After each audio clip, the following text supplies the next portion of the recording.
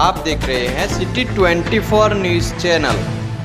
બનાસકાંઠા જિલ્લામાં રવિ પાકની સિઝનની શરૂઆતની સાથે જ કેનાલમાં ગાબડા પડવાનો સિલસિલો યથાવત.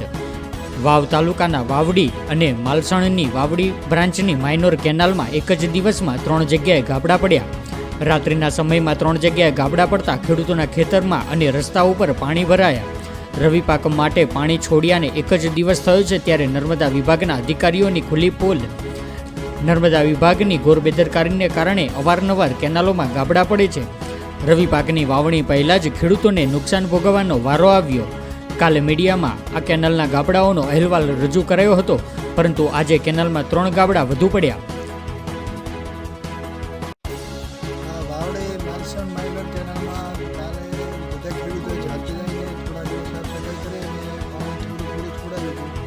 અને આજે રાત્રે અચાનક જે ગેટ થયું છે એને મનમાની કરી અને પાણી બધું છોડી દેતા લગભગ વાવડી ગામના 10 થી 15 ખેડૂતોને લાખો રૂપિયાનું નુકસાન થયું. દાળનો પાક, ખેતરમાં જુવાર પડી ગઈ, બધું થઈને લાખો રૂપિયાનું નુકસાન થયું. નર્મદા અધિકારીઓને સવારમાં 9 વાગે ફોન કર્યા છે, તે છતાં હજુ સુધી નર્મદા અધિકારીઓએ કે અહીંયા જોવા પણ આવ્યા નથી. અને અત્યારે મારા ખેડૂતોને આવે રવિ સિઝનમાં વાવેતર કરવાનું, બધું તૈયાર કરવાનું છે. અને આ બધી સિઝનમાં ખેતરોમાં પાણી ભરાઈ ગયા છે. જે ખેતરોમાં પાક તૈયાર કર્યા છે, જુવાર બીજા જે ભેગા કરેલા એમાં પાણી ભરાઈ ગયા છે.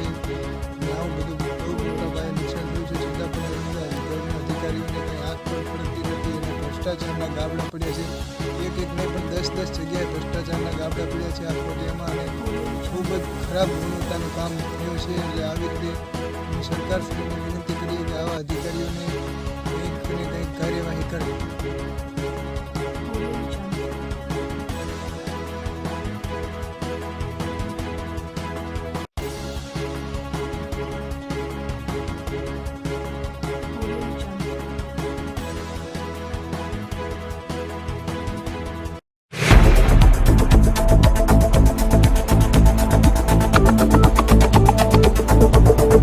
आप देख रहे हैं सिटी 24 न्यूज़ चैनल।